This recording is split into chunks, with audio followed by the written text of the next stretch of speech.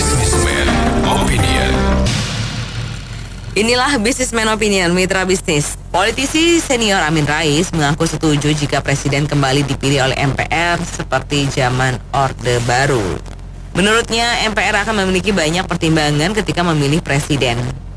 Amin mengaku dulu dirinya berpikir naif bahwa jika presiden dipilih langsung oleh rakyat, maka jauh akan politik uang. Karena masa mau menyogok 127 juta pemilih, pasti kan perlu ratusan triliun rupiah ya. Namun dirinya sekarang menyadari hal itu keliru. Apa komentar Anda? Apakah Anda setuju jika presiden kembali dipilih oleh MPR? Sebagai informasi, anggota MPR adalah seluruh anggota DPR dan DPD. Silakan berikan opini Anda di 633-9160 atau WhatsApp call di 0816-924-924. Ya, saya pikir saya berharap sebelum ajal menjemput, ya, namanya manusia kan pasti akan mati. Sebelum ajal menjemput Pak Amin Rais juga bisa menyadari bahwa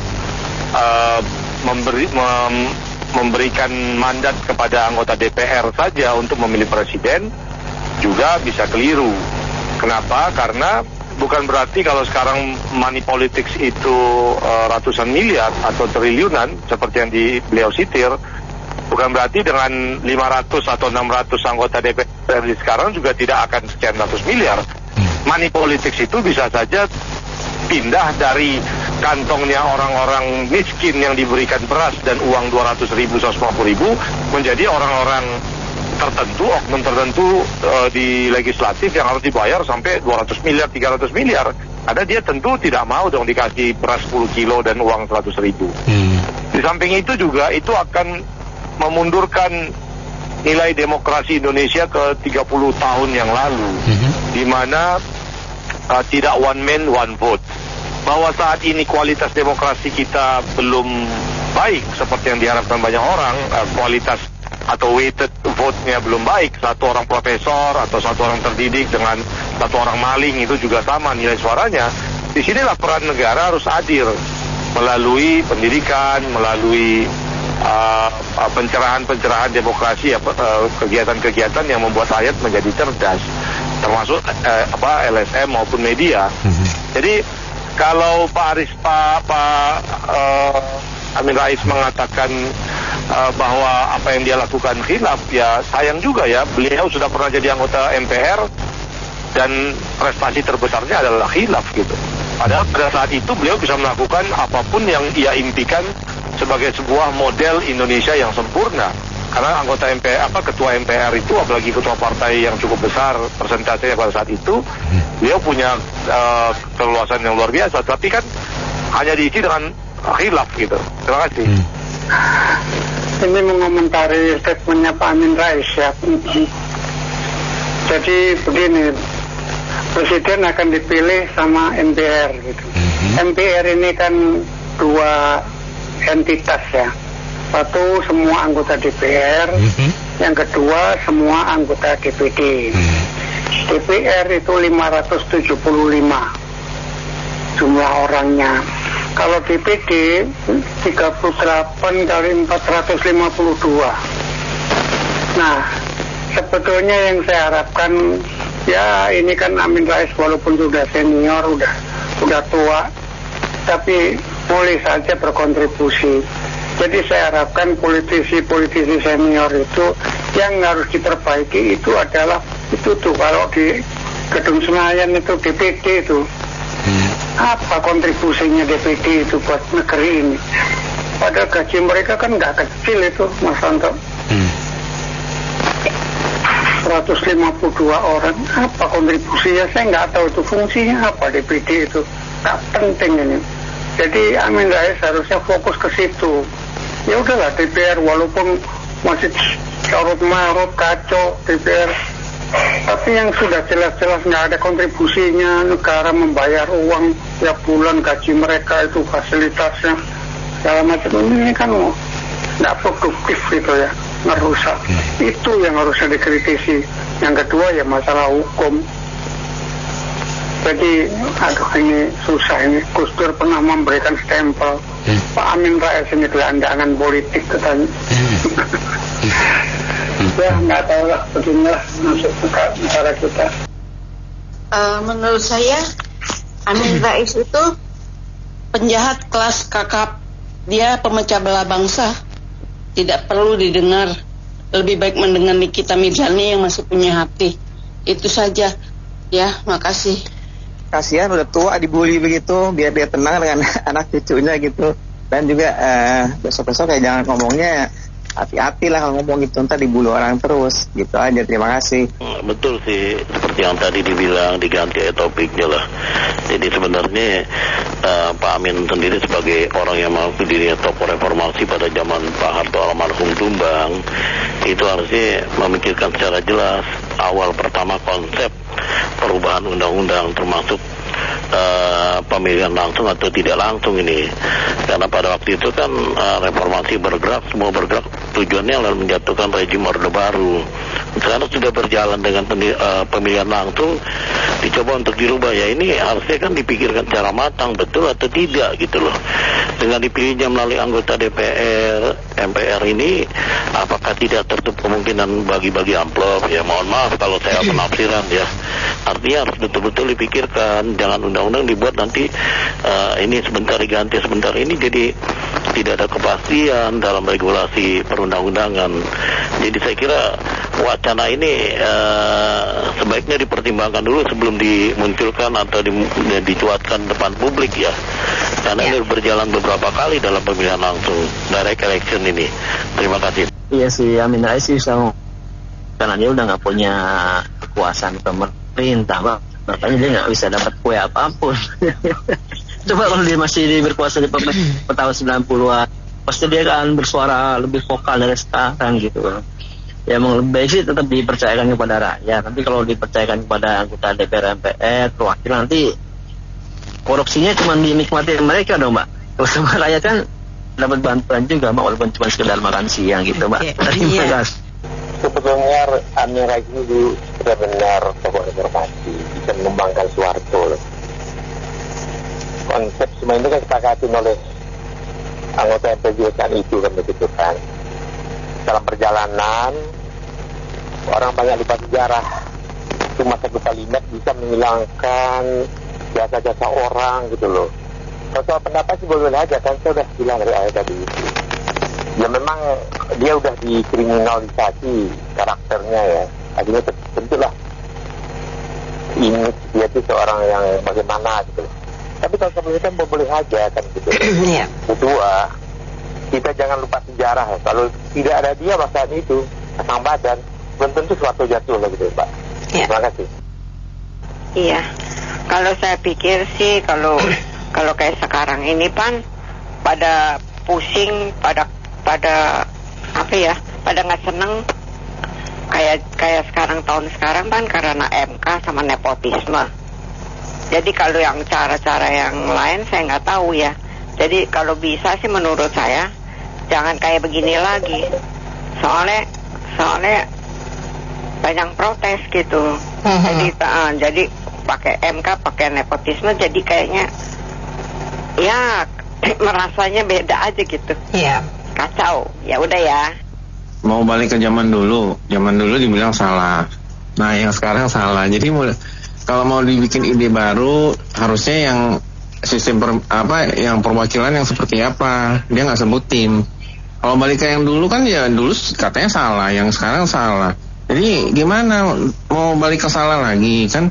Makanya dan kita lihat hasil pemilu kemarin kan biasanya nih kalau partai menang, nah cawapresnya itu yang menang. Sekarang kan enggak. Kalau misalnya balik ke zaman dulu ya udah pastilah yang menang pemilu pasti ya cawapresnya dari dia juga. Kalau nggak mungkin ada kombinasi kayak gini. Itu aja. Oke, makasih. Itu Amin Rais Sontoloyo. Iya. Sontoloyo itu aja Mbak. Gelandangan politik. Sekarang nggak ada apa-apanya bikin usulan-usulan yang enggak merusak mental anak-anak muda. Terima kasih. Pendukungnya aja sudah nggak percaya gitu. Udah ditinta minta ditempel gitu. Ini kan masalahnya itu ada di manusianya, bukan di sistemnya. Sistem mau model apa aja kalau manusianya seperti itu nggak bakalan bisa maju.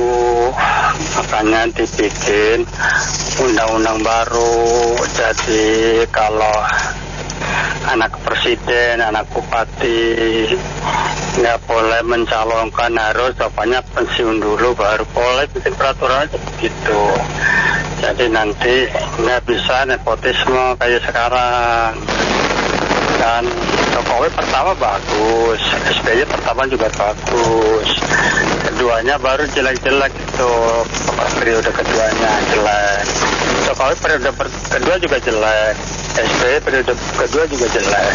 Terima kasih. Ini Pak Amin Rais, kasihan juga sih sebenarnya ya, karena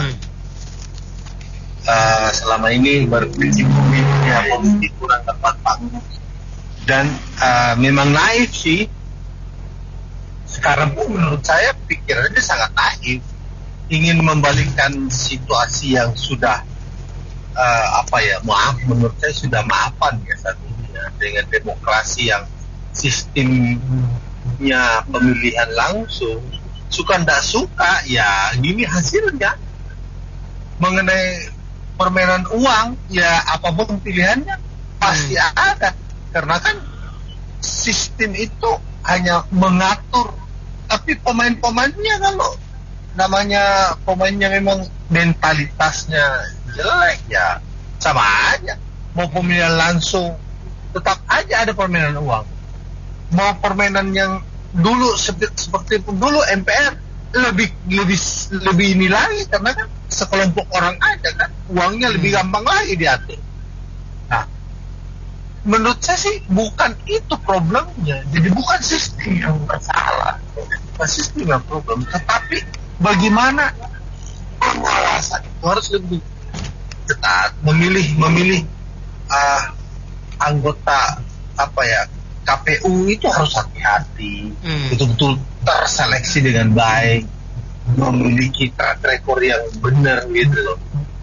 Yang selama ini ya menurut saya mohon maaf aja, kita kadang-kadang nggak jelas juga ini siapa kalau itu kita opini jadi KPU. Sebentar ribut lagi kan, kasih seperti nanti nggak setuju kan jadi complicated banget negara. Jadi ngapain gitu bombang energi lagi mikirin hal-hal yang sudah lewat seperti ini. Sekarang apa yang kita sudah pilih kita perbaiki saja menurut saya ya. Saya kira demikian. Amin Rais supaya dia nggak merasa selama ini dia udah dibunuh karakternya gitu loh. Sekarang dia kebanyakan lagi sama nyungsep aja karakternya. Kalau saya tahu Amin Rais karena dia sebelumnya satu-satunya orang yang pasang badan pada saat zaman Orde Baru melawan waktu. Jujur fakta sejarah melihat dia yang pasang badan masih bisa turun. Syukur waktu turun saya juga reformasi gitu kan. Mungkin dia melihat kembali reformasi yang didengungkan tahun 98 tahun belakangan AKN yang diminta untuk tapi fakta juga sekarang bisa dilanggar lagi gitu loh. Apakah bapaknya presiden, anaknya juga harus menjadi wakil presiden atau menjadi orang nomor 1 di daerah? Apakah itu wali kota atau terus untuk calon presiden dari DPR perlu dikaji ulang. Ulangnya gimana? Aku tidak umum DPR tidak gampang yang dibayangkan gitu. Karena itu tidak berada di dalam DPR tidak gitu. Begitu para pakar, para intelektual jadi tidak kritis sekarang ini, jangan diharap gitu loh.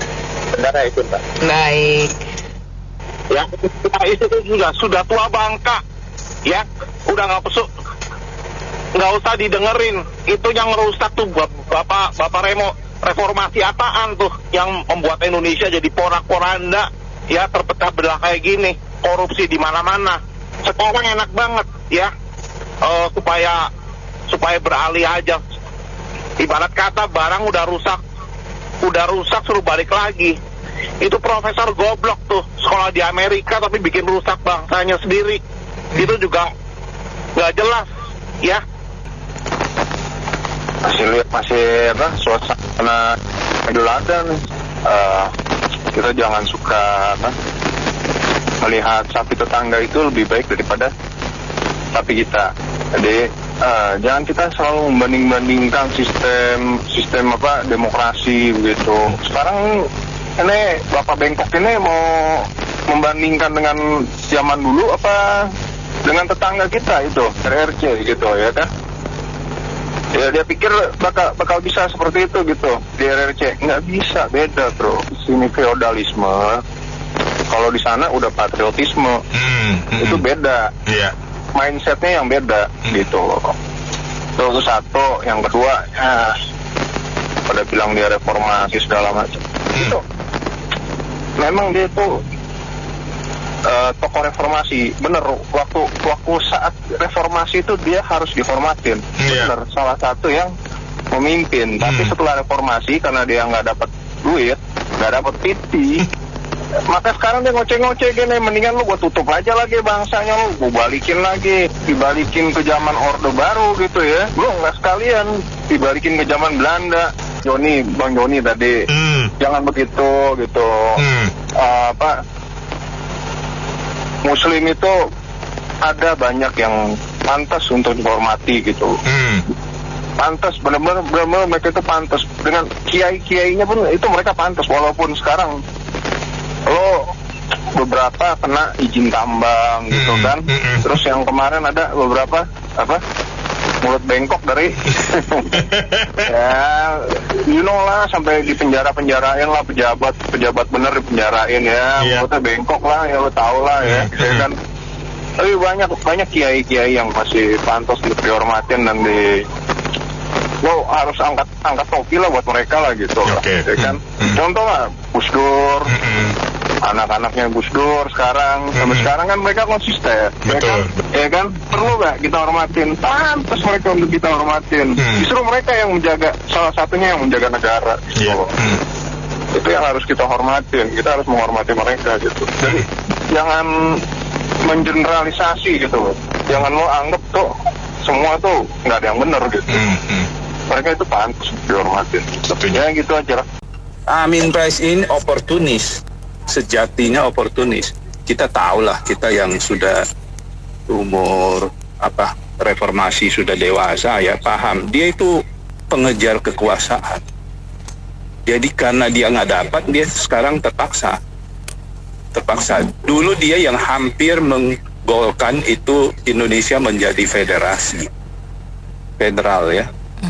Tapi nggak jadi. Itu bahaya sekali.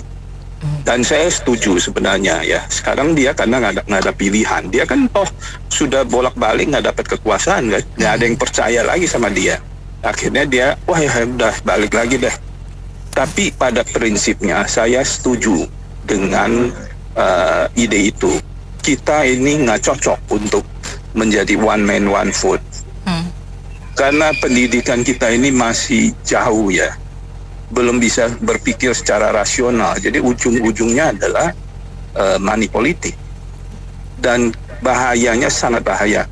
Memang teman-teman saya juga banyak, nggak bisa. Ini one man one vote adalah real demokrasi. Judulnya begitu, tapi prakteknya kita lihat Amerika. Dia kan mbahnya demokrasi. Tapi apa jadinya? Negara itu dikuasai oleh kaum pemodal, kapitalis, produksi senjata, segala hal itu nggak bisa hilang. Berpuluh-puluh tahun nggak bisa hilang. Siapa yang menang, kedua partai itu tetap yang berkuasa kapitalis. Jadi kita akan menuju ke situ. Kita lihat sekarang sudah mau jadi seorang calon legislatif sudah semakin mahal. Dulu mungkin 10 miliar. Sekarang ada yang bilang 50 miliar kalau DKI. Kan ada, ini bukan saya ngomong kan. Jadi itu semakin brutal. Ujung-ujungnya yang memegang kekuasaan hanya orang-orang yang berduit. Dan orang yang berduit adalah orang yang sudah bercokol di pemerintahan. Jadi kita akan susah untuk lepas dari itu. Saya setuju juga bahwa dikatakan kalau lewat partai akan ada oligarki di partai politik. itu benar. Tapi kan kita bisa kontrol daripada ini dikuasai oleh elit-elit politik yang sudah kita tahu kelakuannya, cari duit dari kekuasaan untuk berkuasa lagi. Ini bahaya sekali. Oke. Begitu. Karena saya lebih setuju, lebih mandat MPR yang saya pegang daripada pro reformasi seperti sekarang ini, lebih jauh dari kemajuan yang kita hadapi. Ini reformasi aja kita udah lewati udah berapa tahun. Tapi untuk bagian demokrasinya nggak ada kemajuan, Bu. Tapi pembangunan ada. SDM-nya nggak ada, ketinggalan. Jadi saya rasa TAP MPRS itu dari kementeriannya juga udah diatur sedemikian rupa. Dari itu kan perjalanan panjang itu kan nggak sembarang kita menetapkan sesuatu keputusan pada waktu itu. Pada muaranya baru kita lepaskan TNI dari dua fungsi kepemilihan umum. Dari situlah yang menjadi pro kontra pro reformasi itu tadi. Kalau Bapak tadi bilang kan memang dia melihat kacamatanya yang melihat TNI itu nggak terlalu disebutkan sama dia, malah lebih kepada demokrasi itu baku coba dilihat sama dia. Itulah yang saya pikir dari pembangunan demokrasi itu benar-benar dari musyawarah mufakat MPR itu dari pertama kali dibuat sampai terakhir dibubarkan, ya memang banyak maslahatnya untuk masyarakat. Cuman kan berita terakhirnya ya kelompok-kelompok yang merugikan daripada Pak Soeharto itu sendiri yang menjadi bumerang buat kelompok dia. Ya, itu Amin Rais penipu. Ya kan sekarang demokrasi yang milih kan suara di rakyat. Biarin aja mau disogok atau apa, yang penting rakyat punya kuasa. Dia mau ngalihkan ke anggota DPR tuh korupsinya. Jadi nanti yang disogok tuh anggota DPR semua, sama aja. Ya, penipu dasar sengkuni. Itu aja itu, penipu. Thank you. Ya, kalau saya tidak setuju, Mbak. Kedaulatan di tangan rakyat, Mbak. Ya, memang sudah aturan ada begitu, Mbak. Kalau kita kedaulatan di tangan rakyat, kembalikan lagi ke MPR, DPR. Waduh, kedaulatan di tangan uang itu semuanya di dalam itu. Bukan kedaulatan di tangan rakyat lagi. Kalau sekarang ini kan rakyat dilibatkan. Ya resikonya mereka kalau mau nyalonin, mau ini mereka lempar-lempar uang, nggak masalah, biarkan saja. Kembali lagi penegak hukumnya, penyelenggara pemilunya, berani atau tidak, KPU-nya, Bawaslu-nya itu dibentuk cuma pajangan doang kerjanya, padahal digaji mereka, anggaran mereka besar. Dari presiden sampai RT sekarang sudah kayak begitu, udah bukan hal yang ditutup-tutupi lagi lah.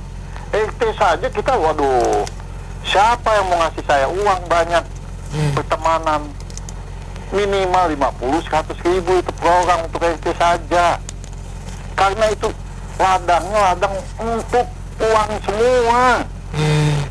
Begitu juga apalagi tingkat presiden. Nggak mungkin lah mereka kerja cuman pikiran dan badannya saja. Mereka berpikir uang juga. Dapat berapa saya nanti sama saya mengabdi. Nggak mungkin mereka gratis. Nonsen. Kita lihat di bawah di RT begitu. Mereka begitu. Dari lahan parkirnya, dari lahan iurannya, tambah lagi dari sumbangan dari tendanya, dapat honor sekian. Ini RT lain, makanya dulu RT sama sekarang itu beda. Dulu rukun tetangga, sekarang sudah lain. Uang lagi yang dikedepankan di RT saja. Apalagi jenjangnya lebih nomor satu lagi di Indonesia. Wah, nggak mungkin lah mereka gratis. Nggak mungkin mereka bela-belakan sampai anakannya amatir saja dimajukan, sampai mau dibela-bela undang semuanya, sampai terakhir MA bisa mengubah. Anak-anak kita saja yang mau sekolah, yang prestasinya banyak, karena faktor usaha suruh rubah saja susah banget. Ya kan? Jadi kembali lagi ke penegakan hukum. Tetaplah ini kedaulatan di tangan rakyat. Yang kedaulatan di tangan Senayan itu. Senayan di lingkaran mereka yang bermain. Karena itu kembali lagi jenjang-jenjangnya itu nggak jelas, penegakan hukum kita ini nggak jelas semuanya. Penegakan hukum kita cuma uang saja. Iya. Ya sampai detik ini ya beginilah, kita tonton saja. Jadi kembali karena tetap saja kita berjalan. Dulu founding father kita itu sudah benar. Mereka pada idealis, tidak berpikir uang untuk mengelola negara ini. Bagaimana negara ini maju dan bagaimana negara ini disegani di internasional. Tapi sekarang bukan uang. Ibaratnya saya mau banyak uang tapi tidak mau bekerja.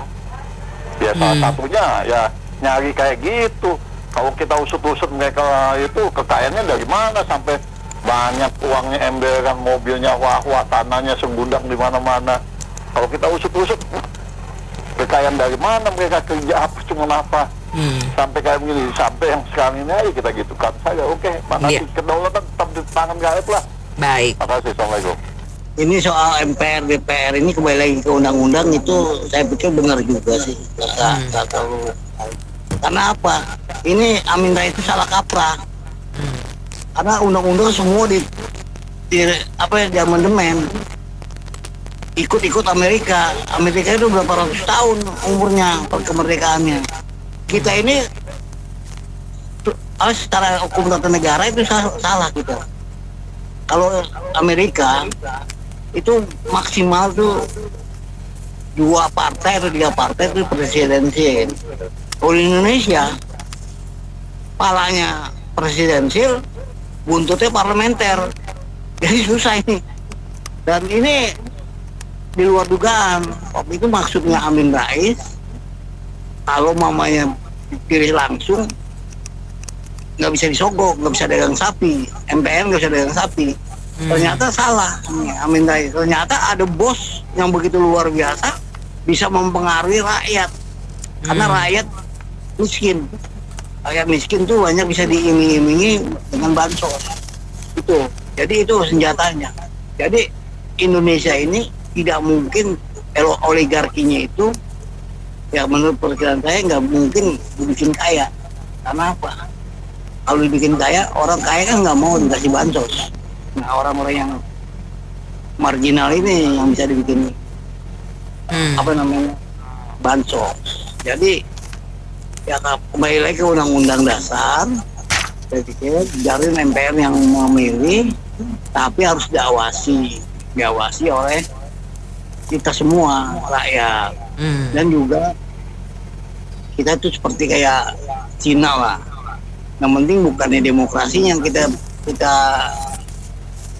utamakan, tapi kesejahteraan rakyat. Masa bodoh lah dengan sistem di mana yang penting rakyat sejahtera, sosial budayanya jalan. Itu penting. Jadi demokrasi ngikutin Amerika jangan lah. Kacau kita. Coba lihat Cina, begitu majunya, luar biasa dia. Karena apa? Dia tidak direcoki oleh partai-partai ini. Partai ini ngerecokin luar biasa. Semuanya kacau. Baik. Terima kasih Pak Wandi atas opininya, dan mitra bisnis, kami sudah sesi Businessman Opinion kali ini. Terima kasih banyak Anda sudah berpartisipasi. Saya Neta Wijaya.